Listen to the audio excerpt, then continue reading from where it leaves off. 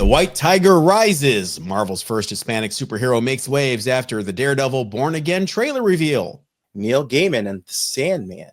What does the controversy mean for the future of the comics and Netflix series? And from John Wick to Western team-up, we spotlight hidden gems you need to add to your collection. All of this and more on a new episode of Bronze and Modern Gods.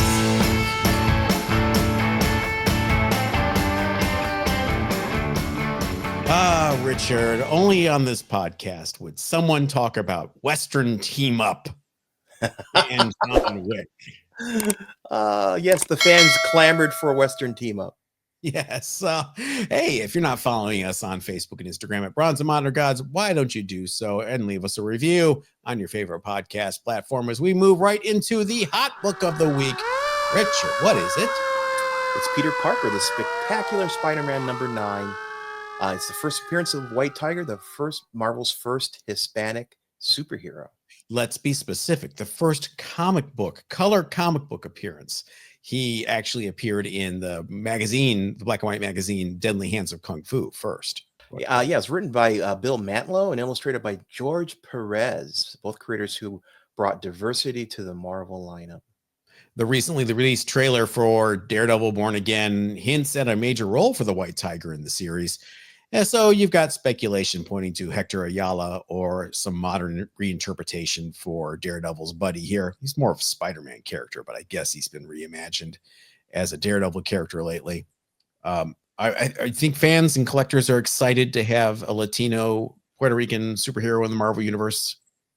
Yeah. Finally having some representation that doesn't feel forced. Well, America Chavez, right? I mean, she's been around. That's a good point. But America Chavez was a very brief appearance, in the one movie, and she was not really that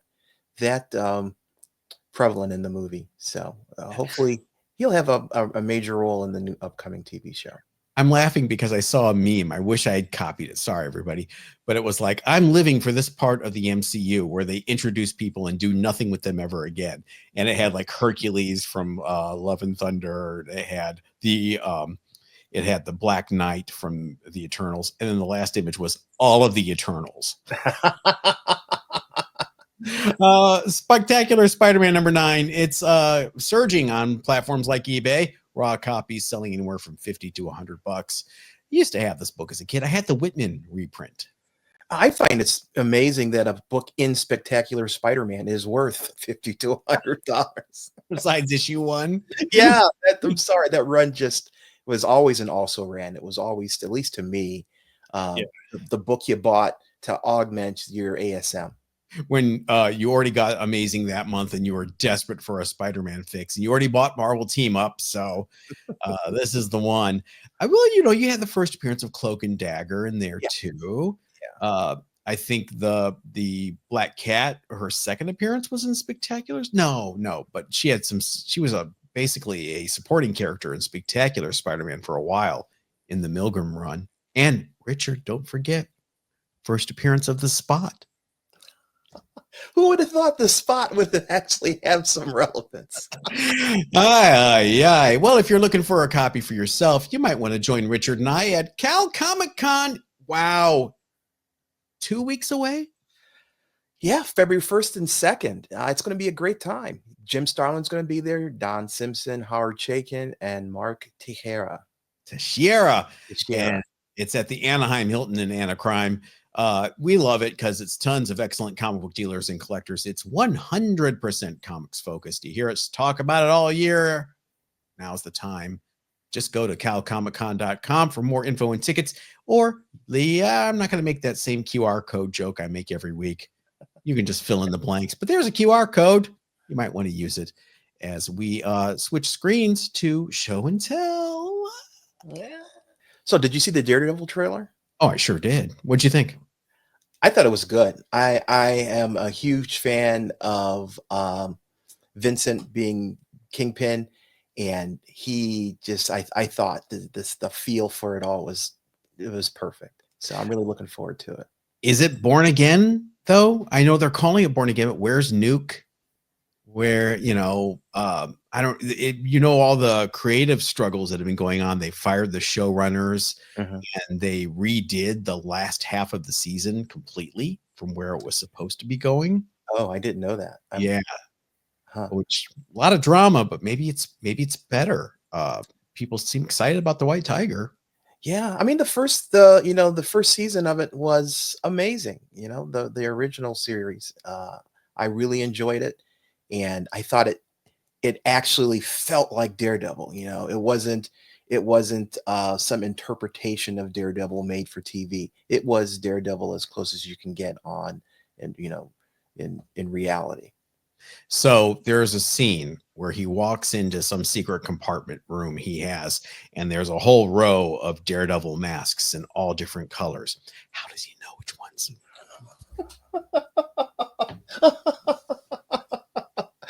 That's a good question.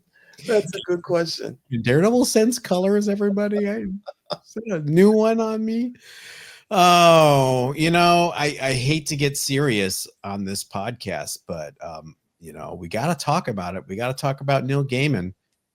If you guys haven't heard, I don't know what branch of what tree you're living in or what hole in the ground you're in, but there's an article on vulture.com which just lots of just hideous allegations and controversy over his behavior towards women and employees. I mean, first of all, you're hiring a nanny and you're not paying her. That's right up there with all the other offenses, if you ask me.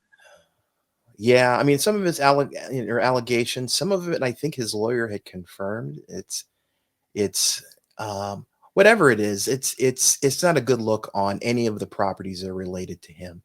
I'm thinking specifically the Netflix series that feature his work. And where are they going to do? What is Netflix going to do? Are they going to do like what they did with all the controversy around Kevin Spacey and just basically pull it? I mean, they replaced Kevin Spacey with his wife in that series, and continued for another season. Are they just going to pull the Neil Gaiman related content? I don't know. And can we separate the art from the artist in this case? DC has a precedent. We always refer to him as he who shall be not named, but we'll just go ahead and say Gerard Jones. Google it. Be careful. He had some really heinous allegations that he was convicted for and sent to prison, and his stuff was pulled everywhere. No trade paperbacks, no digital copies.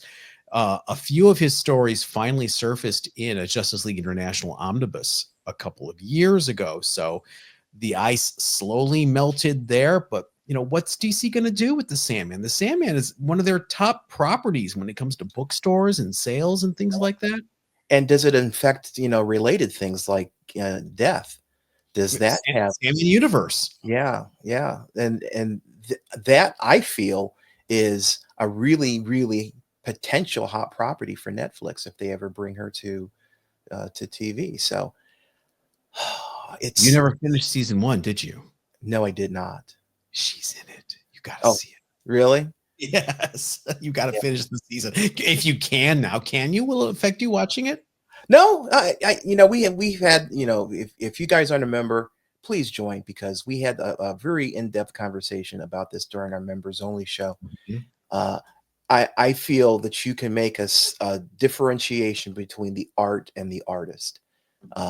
It's because the art is a frozen moment in time, regardless of what it is. And once that artist produces it, it should stand and be able to stand on its own. Whether it's music, there's a number of music artists who are allegedly up to heinous things. Does that mean all of a sudden the fact that you've liked their music for the past 15, 20 years invalid? No, of course not. I mean, it's you're a fan of the art. And I think comics are the same way. Stories, art in general is the same way. You can separate whatever the artist who produced the art is, from that output. Whereas I spoke a little bit on the live stream about how it taints it for me. I can't look at it now without thinking. Like Jerry Lee Lewis. Let's use your music example. What's the first thing you would think of when you think of Jerry Lee Lewis now? 13-year-old bride. Oh, that, yeah. Oh, I don't think Great Balls of Fire like I should. I think, oh, that's the guy who married his 13-year-old cousin. Yeah, it's like there's other artists out there that have opinions that I do not value. Let's just put it that way. I still listen to their music. It's still stuff that I listen to, and I don't have a problem with that. And I really don't think people should feel bad about their enjoyment of different forms of media just because it turns out 20 years later that the producer of it wasn't a very good human being. Phil Spector, anyone? Yeah, it's tough. There's no easy answer here. So we look at you guys and we say, hey, there's a whole comment section. Get in there. Let us know what you think.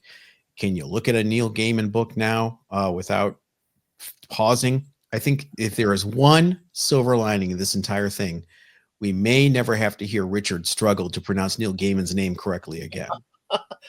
Every now and then I slip and say Gaiman. Like, if you're going to look for a silver lining, there it is. All right, let's get into show and tell. I don't know why I picked this. It's just I picked random things today. There's no theme. Incredible Hulk and Hercules Unleashed. It is after Onslaught. I don't know why this one shot exists, but there's Hercules in his horrible 90s outfit. Yeah, that is really bad. Well, when you think of Hercules, you think pouches. He needs pouches to carry beer. What? Carrying. And why is his thigh bigger than his chest? Why is he clean shaven? There's the first question. That's a good point. What is Hercules without a beard? Mike Deodato handling this in the typical 90s Deodato style. I don't know what the point of this was. Let's read it together, shall we? I just want to see. It's not a reprint, is it? It was just this weird one shot that came out after Onslaught. Now you get inside, okay, and you got Deodato doing the right thing. Guess who that is? Yeah, okay, that looks like Hercules. I mean, bad anatomy Hercules, but we'll take it. Yeah, recognizable instantly. Right. So it's Peter David, and it must tie in to the Hulk. But you've got him in his extreme 90s uniform here, and then a few pages later. Oh, by the way, here's the house ad.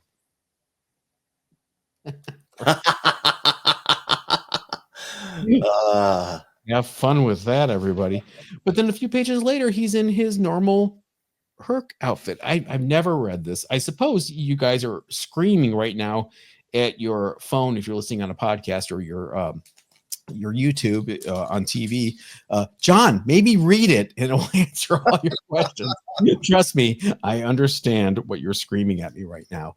But just a weird one. What is your first show and tell book? All right, I have a theme. These are all Alpha Flight books that I like the covers of. Oh, that's simple enough. I like that. I'm going to start off, and I apologize. I did not get a chance to rebag these, so just be quiet. Here's Alpha Flight number 5. Of course, we're dealing with John Bernhardt, which is just amazing. Puck is one of my favorite characters from Alpha Flight. He's just a regular guy. He's not sporting laser beams or anything like that. And he gets hurt. He's hurt in this issue, and that's how things kick off. They also, Alpha Flight did a number of issues where it focuses on just the one character. The rest of the team wasn't a part of it. And that's pretty much what this issue is. It's all about Puck solving a mystery about illicit drugs. And it's pretty good introduction to the character. Again, issue 5 is still really early in the series, and the individual characters haven't been fleshed out that much. So I think this really helps build the Puck character. And look at the corner box. The corner box. Just gonna say first thing. Yeah, he's popping out of the corner box onto the cover, which is one of the right reasons I really enjoyed this cover. First of all, I pity poor Puck's shower drain. Yeah, if you look at his logo, the puck, it's just covered in hair. I is he a bear? Does he count as a bear? He's I so think he tiny. does. At least a cub. Yeah, a cub. There you go. And so that's the other thing about Alpha Flight that Burns said is that was going to be his whole take on it, was they weren't a team. They wouldn't like be in every issue. It would be a focus on every other character, and then big events would bring them together as a team occasionally. And he just couldn't figure out how to make it work. And we all know what happened in issue 12 to really take that book off the rails. Yeah. When you kill your most popular character off, it's like, can you imagine if they had killed Wolverine off instead of Thunderbird? I mean, it's dramatic. It was a dramatic shift to the book. Yeah. But you have to be able to follow up with that dramatic shift. Very true. You got to have an exit strategy. I don't know if he had an exit strategy. He stumbled into one by making Heather Vindicator, I think, which is kind of brilliant. But all right, the next two books are covers that are emblazoned on my mind and in my collection, whether they're good or bad. Warn a guy before you do that again. Howard the Duck number 32. Oh. With a cover by Jack Abel, who was mostly known as an inker, and everyone's favorite inker, Vinnie Coletta, who has never met a piece of art he couldn't crap on. Wow. What if I told you the inside of this was beautifully drawn by Paul Smith? Really? Why would you not commission a Paul Smith cover? This came out, it was a one-shot. It was after the book had been canceled, and the movie was on its way. So they wanted to reintroduce Howard and get people excited. So this one-shot came out. It was written by Stephen Grant, drawn by Paul Smith. Stephen Grant, one of the few non-Steve Gerber people who could actually handle Howard the Duck. And this cover makes it look like a Star comic. You're very right. It does. Oh, my goodness. And is Howard a giant now? Yeah, proportionally, yeah, that doesn't work. Introduced a new character to replace Bev, CC Ryder. Guess what she did for a living? If you guessed she was a trucker and she talked on a CB all the time, you would be correct. CC Ryder. Not bad.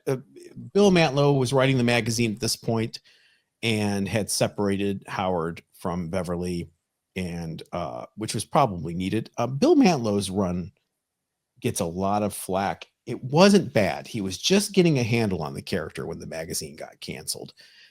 Having Howard and Beverly separate was actually really good for the book, but then it was canceled an issue later. So womp, womp, womp. But yeah, great cover, huh? Yeah. Oh my goodness. What's next? Next one is another Byrne cover. It is issue number 6, Snowblind. Classic. He got paid full price for that. Isn't it? Yeah, I'm sure he did. It's Snowbird there in the cover. Remember Alpha Flight? And for those listening on the podcast, I really should have explained it. It's basically an all-white cover with just the one figure taking up the center of the cover and the word Snowblind below it. And Snowbird is fighting a primordial force of nature in this issue. And this is another issue that focuses pretty much on her. It's a story on this one character. And maybe John was trying to build up to that, introduce all the characters, and then let them do their own thing. But this is a notoriously hard cover to get in high grade because it will yellow on the edges with very little provocation. So this particular issue has some yellowing on the spine, just from this all white cover. I mean, it is unforgiving. It's begging for blue LED. Infamous issue because the interior art has several pages where I'm blanking on her name, Snowbird, where she fights this elemental snow being in a snowstorm, in a blizzard. And there are several pages and panels that are just white. There's no drawings. And John Byrne turns these pages in to get paid and vouchers. Here's my page rate, turning in blank pages. Hey, it works for me. It's a voice. maybe a blank one, but it's still passing a message. What's that old joke when you were in grade school and you had a white piece of paper? And what are you drawing? Oh, it's a polar bear in a snowstorm. He literally did it. All right, covers that emblazoned on my mind. We saw the bad. As a kid, this was one of my favorite covers. I still love this cover. I think this is one of the most underrated Bronze Age covers on a nothing book that no one cares about. Human Torch #7. That is not a reprint of some earlier cover? It is a reprint. The story is a reprint from Strange Tales 107 by Jack Kirby and Stan Lee, but this is a new Ron Wilson cover. And it's amazing. It is amazing. It feels like an earlier layout kind of cover. How can any kid resist this cover? Yeah, I bet this was the best-selling issue of this Human Torch 8-issue series. Yeah, just based on that cover, it's great. I think I've told the story where I was 6 years old and we were living in the College Heights apartment complex, College Park apartment complex on Abbey Road in Elyria, Ohio. And there was this older hippie dude that collected comic books and he was missing this issue and I had it. And someone knew I collected comics and I had this and said, you should go over to his house and trade. And I went to this old man's house when I was 6 years old with my comic book. And I got to see his comic book collection. And I traded for, I think, an issue of Captain America I was missing. And it's the first time I ever saw Tales of Suspense from the 1960s. And I was like, oh, it's 12 cents. You know, can you imagine letting your, the world's changed. I mean, it was in the 70s. A lot. Yeah, it was the 70s. It was totally innocent. There was nothing wrong. It was him and his girlfriend. He collected comics and he was trading comics with this little kid. Yeah. Can you imagine justifying that in 2025? Carrie and I were watching a movie with Rutger Hauer and Gene Simmons. I don't know the name of the movie. And Gene Simmons is playing this evil man. And he going into a movie theater passes a little girl with a little doll. And he gently, as he's walking by, rubs his hand along her chin and continues to walk, which, okay, maybe it was a little creepy in 1982, which looked like this movie, but in 2025, that's a jailable offense. Oh, the Gene Simmons stories I can share. What is your next show and tell book? Oh, moving on. The last one is issue #17, and you'll know immediately why I picked this one. This is basically a reprint of X-Men 109, where Weapon H, who better known as Wolverine, is hunted down by Alpha Flight, and it's a battle between Alpha Flight and the X-Men. And this is basically a reminiscence story where Heather and Logan are thinking back on the past, and to this battle, which is really introducing Alpha Flight. This was the second appearance of Alpha Flight. And also, she accepts leadership of Alpha Flight in this issue, so she becomes the leader of the team. And the second half of the book is a straight up reprint of the Burn Alpha Flight story. So X-Men story. 109 though, right before Alpha Flight, when it just introduced Major Maple Leaf there. Yes, correct. Yeah. Which, by the way, I know his name is Vindicator or the Guardian, whatever you want to call him. Heather was the Vindicator, right? He was Guardian. She was Vindicator. I thought he was also Vindicator. Something like that. It's been so long. Yeah. Great cover though. Byrne would probably argue that's a better cover than the one I drew for 109 because I've improved so much. Hey, if you like this kind of meaningless chatter, why not support the show by becoming a member here on YouTube? $2.99 a month. You get Wednesdays extra show and tell episodes like we just saw there. You get Thursday live member only streams and chat where you can join us and show off your books as well. Shout outs like these. Look at that. Wow. Names, everybody. Welcome to the membership. Lots of new members this week. And you help Richard and I go to more shows and provide coverage in 2025. Just hit join right here on YouTube next to subscribe. If you're listening on a podcast, hit the link in the description as we move to viewer mail. You've got mail. Richard, start us off. All right, my first piece of viewer mail is from our old buddy Rumple Foreskin. Dear Lord. How you doing, Rumple? I simply don't understand the interest in slab comics. Just curious. If there was no such thing as slabbing, would your purchasing and collecting habits be different? I'd love to hear your thoughts on this. Oh boy, yeah. I picked this particular message. First of all, thanks you for leaving the comment. Sl- I think there's a number of different reasons why someone would get something slabbed. One is to protect the book. You've got an heirloom book, something that your father gave you. You want to keep it in as pristine its condition as possible. Slabbing it encases it in a plastic case that will protect it from most reasonable physical damage. And so, people may do it for that purpose.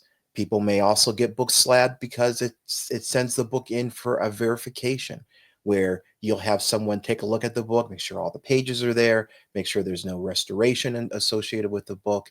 All those kinds of things that you may not be expert in to be able to tell. For paying your $50, you get somebody to look at the book, give their estimation of it, and then you get the book back with that kind of validation.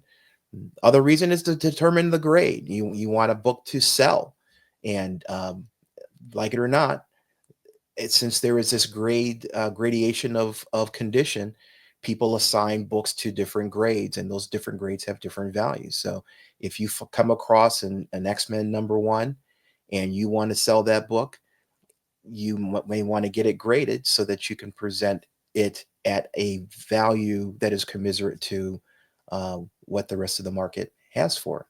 So there's a lot of different reasons why people will grade books. Some people just grade books because they like the case and they want to display it on the wall. Um, I personally, I have graded books for every one of the reasons I've mentioned.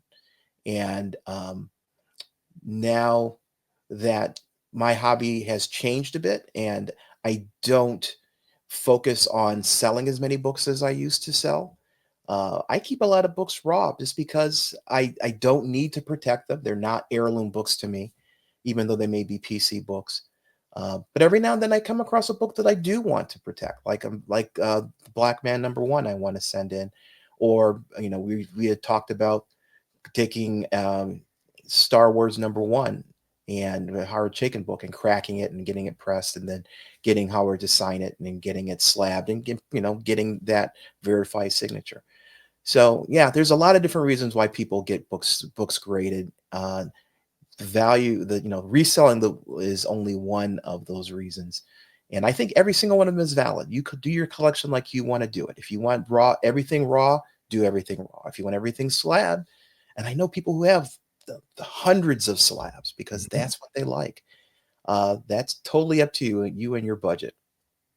I would say Rumple Foreskin. The first time you get burned on a major key because it has restoration and you bought it raw, you'll understand. The first time you get burned on a book that you were told was going to be a 7.0 and they did not disclose, there was a giant stain on the inside front cover, astonishing #3, Metropolis Comics. Then you'll understand why slabbing is important. Now, if you're not doing any of those things, then yeah, I am definitely raw dogging it right now.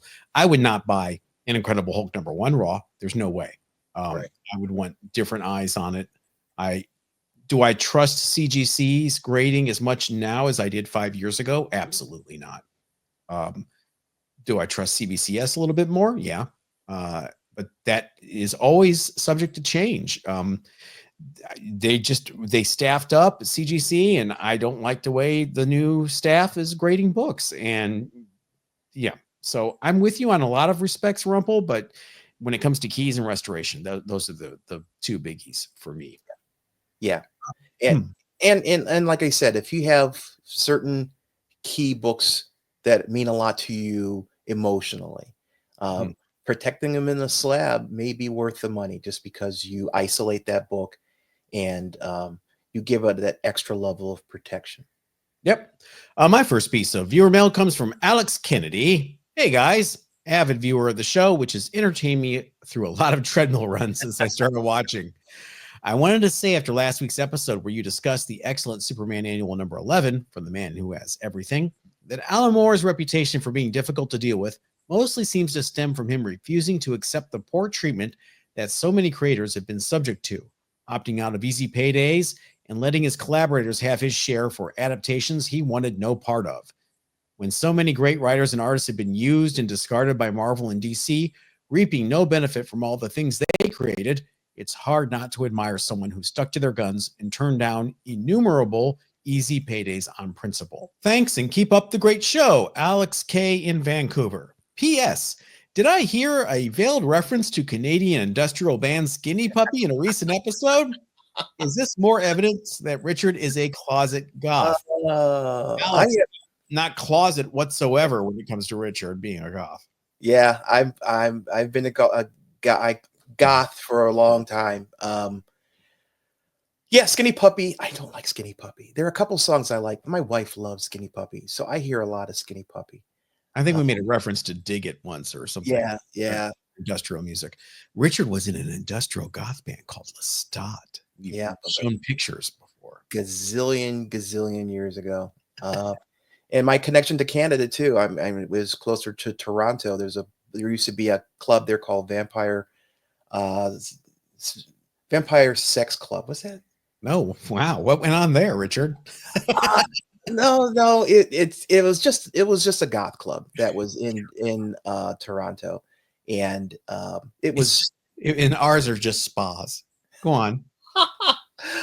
But anyway, I used to go to Toronto all the time for various reasons, and the goth scene back when I was going was pretty strong, and I always loved it. I always look forward to going because they're just the friendliest people there, and it was just a great time. Yeah, it was a different scene in the 50s.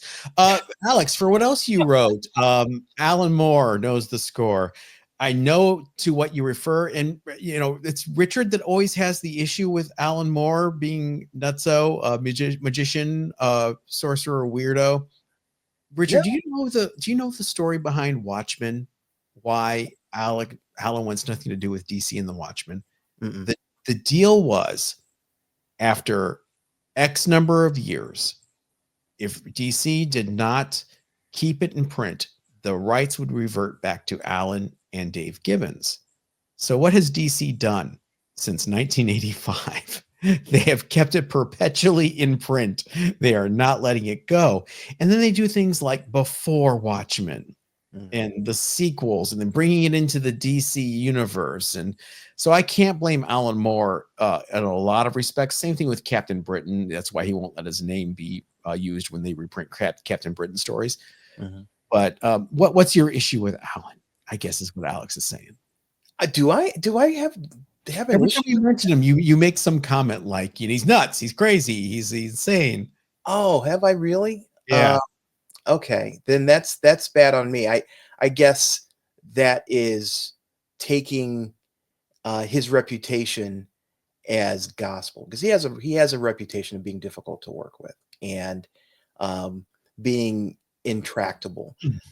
I guess if you look at it from the angle that Alex is bringing here, it's not unreasonable to actually stand up for your rights and convictions. And if he's gotten a reputation for being difficult to work with because of those kinds of things, that's unfair to him. He has penned so many of the things that I just could not live without, from Watchmen to Miracle Man. I'm laughing because Miracle Man, Alan Moore wants nothing to do with it ever again. Yeah. Neil Gaiman writes the second half. Poor Miracle Man will never get an ending. No, that's true. That pretty much kills. Wow, that's sad. It's over. And Marvel bought the rights. It's like, dear Lord, poor Miracle Man. Yeah. Swamp Thing, V for Vendetta, all the things that I really love that he has penned, but it has so much controversy. Everything that he's done seems to have some kind of controversy with it. Yeah. I think love his work. Definitely love his work.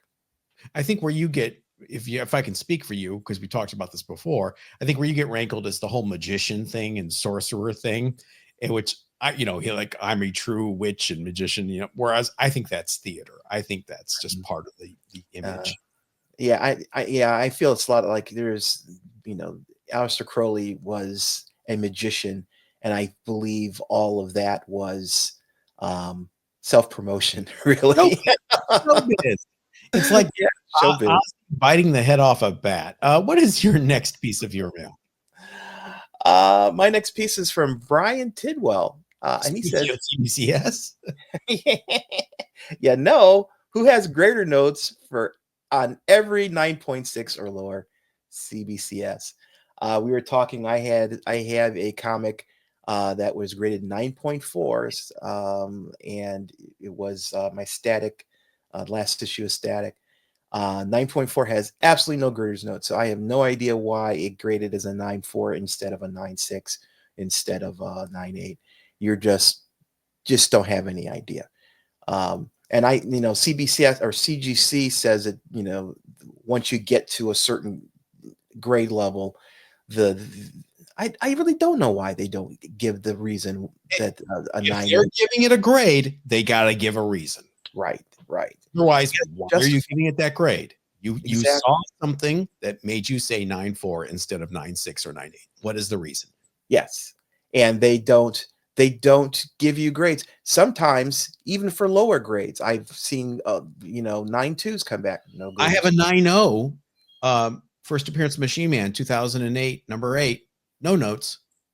Yeah, that's unfair. They're going to charge you $40 to slap a number on it and not tell you why they gave that particular number. It's unfortunate, but hey, CBCS gives you a grade. Give you grader's notes for everything from 9.6 or lower. That's yet another reason. To be fair and transparent, Brian is a grader at CBCS. And the comment. He's a friend of the show. We love him. My next piece of viewer mail comes from frequent commenter Julius Maloney. Hi, Julius. I'm sure you've seen this, but wow. And there's a link to Diamond filing chapter 11. We talked about it on the members only stream in depth. I think the only thing we can say here, just so we cover it for you guys on the Monday show, it is not the end of the world. I feel it is not the end of the world. Marvel has already gone to Penguin Random House for distribution. DC's already gone to Lunar. I think Image went to Lunar. No one was using Diamond exclusively to get their books, I don't think, except for a few retailers who just could not let go because they were wholesaling to Diamond anyway, these publishers. And Diamond's going to hang on. They're saying they're hanging on. They're saying they're trying to find a buyer.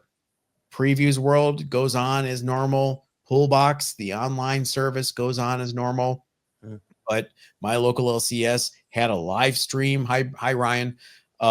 To talk about how this will affect them. And the answer is short term, not really. Long term, they're making plans. So $4.99 for a new comic book is heading into luxury zone in this economy where eggs are $800 for a dozen. Yeah. So, luckily, today is Monday, the 20th. It's all going to be fixed as of today. So, right? No comment. All right. What is the next piece of your mail? My next piece is from Tony 1984 LA. Hello, guys. Fun show. Thank you. I would like to mention that I attended the Latino Comic Expo at the Museum of Latin American Art in Long Beach 10 years ago when Mario, Gilbert, and Jaime Hernandez, the Hernandez brothers, were present for a panel. It was an intimate setting. I deliberately brought my very young daughter that day. She is presently a tattoo artist and an aspiring comic book creator. We sat in the front row. I was stoked. I would have been too. I also brought my copy of The Death of Speedy, which Jaime signed for me. Little did my little one know we were in the presence of such greatness.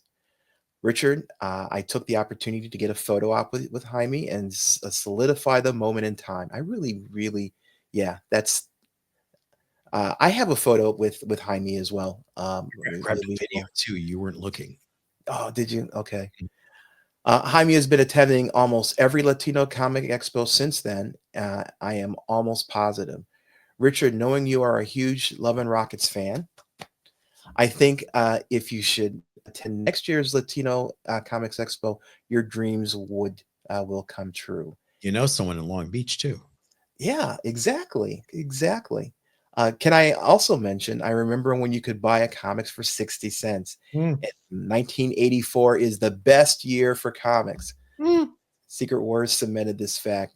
Great show, guys, as always. 1986. 84 was just an awesome year. I'm sorry. 86. Yeah. Do you know when the Latino Comic Expo is? It's in the summer. I'll have to give you a heads up. Okay. But yeah, it's always in the summertime, and it's always well attended, and it's not crazy crowded. It's not like Comic-Con, so you can get some real face time. Oh, I would love to pester and embarrass myself in front of Jaime again. Yeah, why not? Our last piece of your mail comes from our buddy Kevin K. Mort Comics, talking about the recommendation we both made on the show for Steve Gerber's Hard Time series. I just finished Hard Time. I was thinking maybe it was cut short because of Steve Gerber's illness and untimely death, but to read the last page of the trade paperback, it tells it was canceled and they had one issue to wrap everything up. What the hell? I have never been so pissed at DC over something they've done currently, let alone 20 years ago. But they did an amazing job on that last issue, wrapping everything up in the way they did. It was truly unique. The last line of the trade says Steve and Mary swore to take the secret of who is in the limo to their graves. What the F? It's Howard the Duck, isn't it? I have my theories. I don't want to spoil it by talking about who I think. If you have not read Hard Time, what can we do to convince you? I don't know if we can do anything else. So worth it. It is so worth it. Give it a try. Read the first 2 issues. That's all I ask, and see if it convinces you. Or do like Kevin did and buy the trade, which is another great way. You'll have the whole collection. It's on Kindle for $9.99 for all 17 issues. You have, or all 19 issues. You have no excuse, everyone. You also have no excuse if you live in, believe it or not, Tennessee.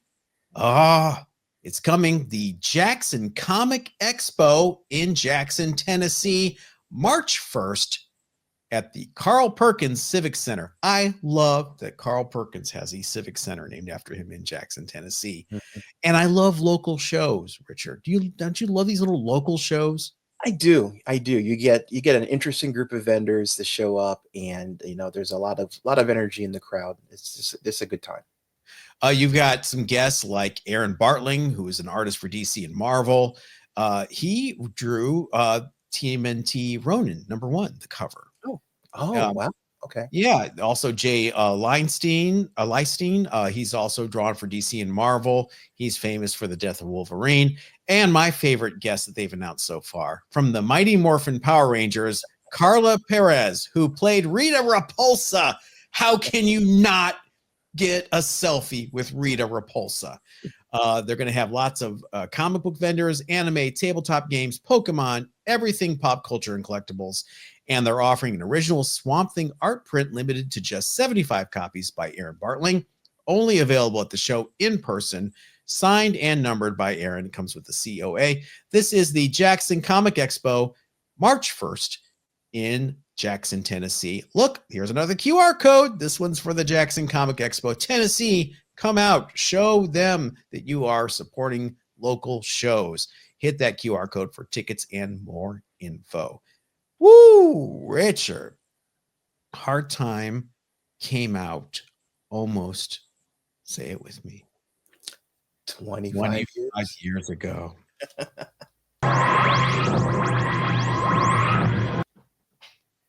Yes, it is the 25-year rule. Richard, you picked it. You do it. I picked this time Captain Marvel #1, Marvel Comics back in 2000. Gosh almighty. Okay, I was not reading comics at this point. Issue 0 of Captain Marvel actually came out the previous year in September. This was issue 1. It came out in January.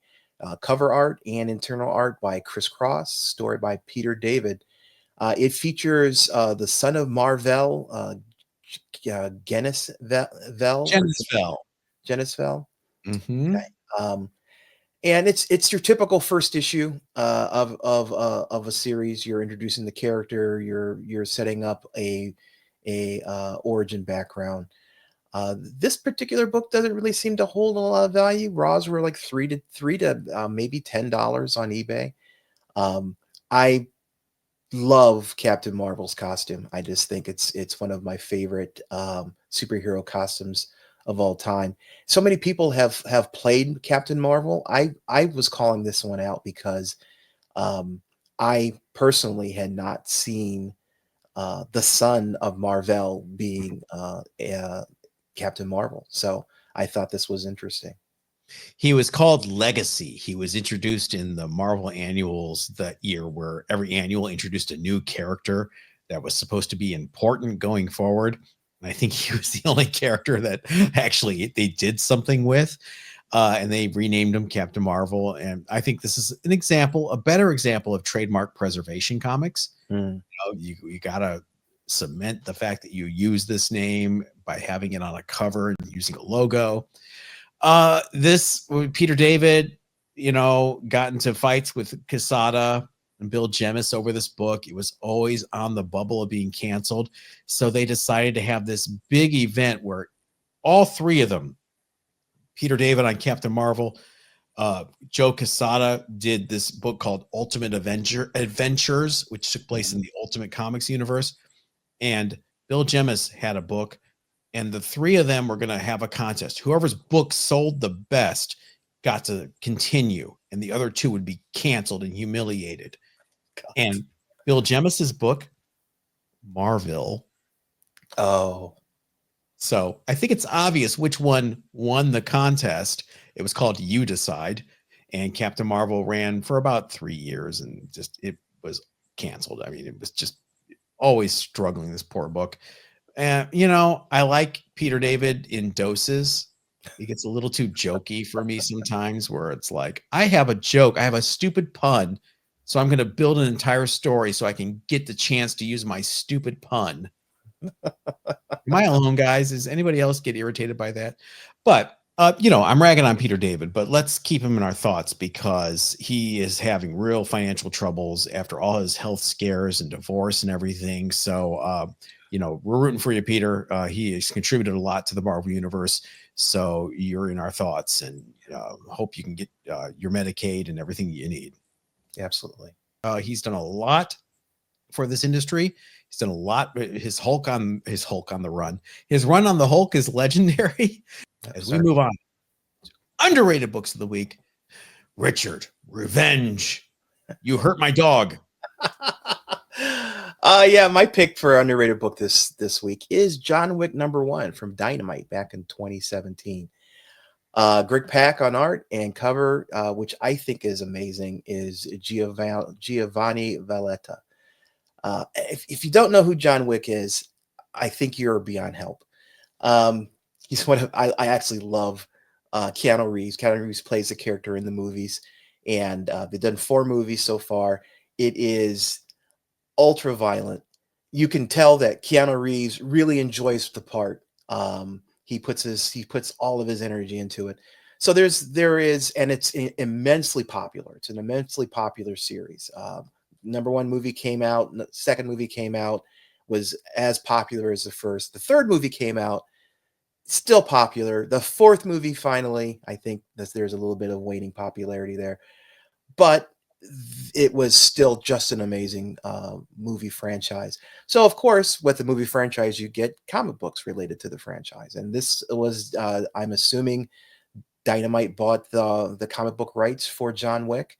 They did this one series in 2017, and it's a story of young John Wick. John Wick gets out of prison from an earlier stint, and goes around, and he runs into and has to deal with this assassins organization, which of course, is something that he ultimately joins. But the comic book is as wildly violent as the movie, but it tells a different angle. If you're jonesing for more John Wick, it may be never that we see another movie unless Keanu decides to do it. This is probably your best venue is to pick up the comic. Surprisingly, the 9/8 are going for around 150 is what I was seeing on eBay. Wow. Raws of this book are running around $60. I'm talking eBay sold value is $60. So I'm assuming it's a small print run. There are people out there who really love the character and are willing to pay for it. So if you come across a John Wick book in a you're shifting through a long box, you may want to think about picking it up, especially if you can get it for a really good price. What happened to Berserker? That's a good question. I know they had a spin-off series for it. Not a spin-off, another title, another Berserker title. But yeah, that kind of just didn't go very well. I just wanted to see your face when I mentioned Berserker. Kind of like what happened to this book, Western Team Up #1 from Marvel 1973. This is the first and only issue of Western Team Up. It features the Rawhide Kid and what I think is the introduction and only appearance of the Dakota Kid. The main story is a brand new 14-pager by Larry Lieber, and then there's a Gunsmoke Kid backup by Jack Davis from the 50s. What was the point of this book, Marvel? Did you have a Western Team Up line or series set up, and then this issue just didn't sell well, and so they killed it? Or was this just meant to flood the stands in 1973? I don't know, but higher grade Raws sell from $14 to $20. A CGC 9.6 sold last May for $550. The only CGC 9.8 sale on record was in 2021 for $1,100. So just one of those weird 70s Bronze Age books that. Yeah. Why you've got Rawhide Kid. Okay. What about one of the other lead characters from the Western titles, as opposed to making up a new character just for this particular series? Where's Kid Colt? Where's Two Gun Kid? Right, exactly. Where's Wyatt Earp? That's why I'm saying, what was the point of this book? Now, they would later do Western team-ups in giant size Kid Colt 1 through 3, where Kid Colt teamed up each issue with a different Western character, Rawhide Kid, Ghost Rider, Knight Rider, whatever you want to call them, and more. But this is just one of those little oddities that I love from Marvel in the 70s. Do you have Western Team Up? Have you ever seen it before? I have never seen this book before, no. Was Marvel Team Up doing so gangbusters that they thought it'll work for the Western characters too? See, I never pictured Marvel Team Up as being like a huge book. I always thought it was one of those, we've got extra content, let's put it out to people who are jonesing for that particular character. It ran for over 10 years. So yeah. There you go. All right, that's wrapping it up for this week. Members, we'll see you on Wednesday and Thursday. Everyone else, we'll catch you next Monday. Yep, everybody, especially people out in LA, stay safe.